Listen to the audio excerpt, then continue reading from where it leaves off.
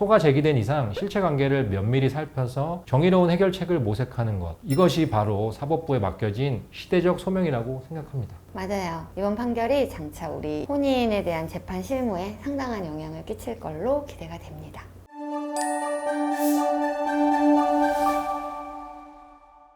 안녕하세요.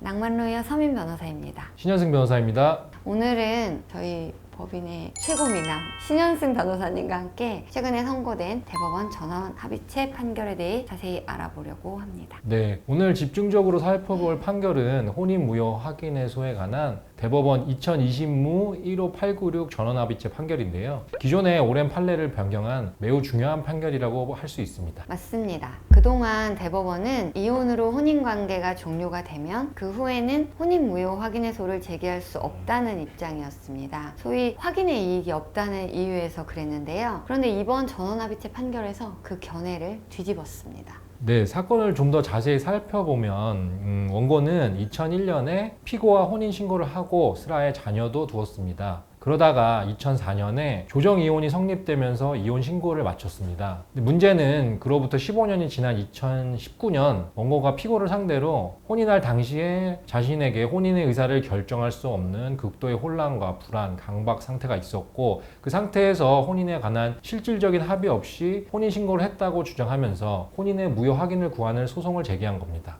그렇죠. 1심과 2심에서는 기존 대법원 이 판례 입장을 따라서 이미 이혼으로 혼인관계가 해소가 되었기 때문에 무효 확인을 구할 이익, 즉 확인의 이익이 없다면서 각하 판결을 내렸습니다. 그런데 대법원은 이 사안을 좀 더 면밀하게 입체적으로 바라보게 된 거죠. 네, 맞습니다. 대법원은 혼인의 무효 여부는 그 당사자의 신분관계뿐 아니라 재산관계 등에도 중대한 영향을 미치므로 설령 이혼으로 혼인관계가 해소되었다고 하더라도 그 전 단계인 혼인의 무효 확인을 구할 이익은 인정된다고 판시했습니다. 이는 그간의 판례와는 확연히 다른 일대의 전환점이 될 만한 판단이었죠.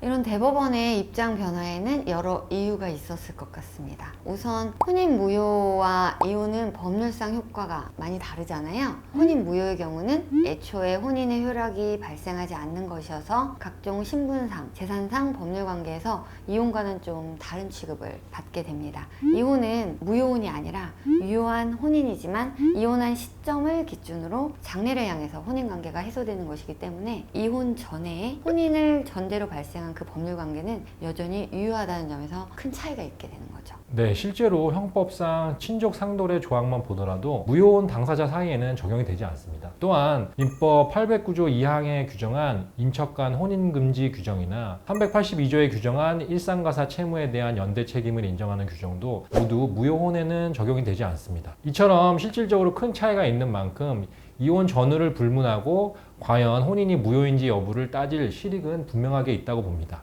게다가 가사소송법에서는 일방 배우자의 사망으로 혼인관계가 해소된 경우에도 생존 배우자에게 무효 확인의 기회를 열어두고 있습니다. 이런 규정의 취지에 비춰보면 사망 외의 사유인 이혼으로 혼인관계가 해소된 경우에도 이것과 마찬가지로 무효 확인을 허용함이 타당하다는 생각이 듭니다. 사실 이번이 처음은 아닙니다.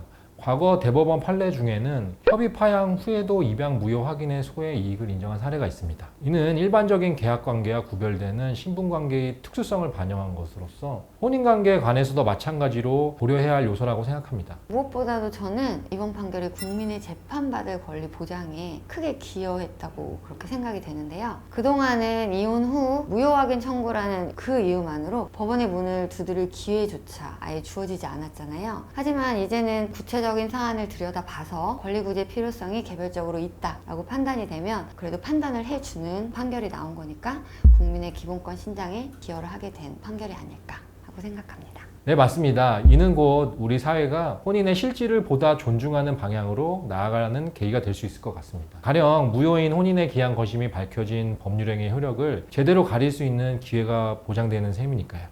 그리고 무효한 혼인임에도 그 취지대로 신분관계가 잘 증명이 되지 않아서 불이익을 겪게 되는 경우도 줄어들 것 같습니다. 판결 이후에는 이 가족관계 등록부상 허위 기재를 바로잡기가 아무래도 많이 수월해질 것 같아요. 그러다 보면 이런 판결이 진실한 신분관계 공시에도 기여하는 역할을 할 수 있을 것 같습니다. 저 역시 이번 판결의 근간에는 국민의 구체적 권리 구제를 위해 적극적으로 나서야 한다는 법원의 의지가 자리 잡고 있다고 봅니다. 소가 제기된 이상 실체관계를 면밀히 살펴서 정의로운 해결책을 모색하는 것, 이것이 바로 사법부에 맡겨진 시대적 소명이라고 생각합니다. 맞아요. 이번 판결이 장차 우리 혼인에 대한 재판 실무에 상당한 영향을 끼칠 걸로 기대가 됩니다. 오늘 말씀 나눈 대법원 2020무 15896 전원합의체 판결은 시청자 여러분께도 꼭 기억에 남을 만한 판결이 될 것이라고 생각합니다. 만약 방금 말씀드린 취지의 사안으로 고민 중이신 분이 계시다면 망설이지 마시고 전문가를 찾아 상담을 받아보시기를 추천드립니다.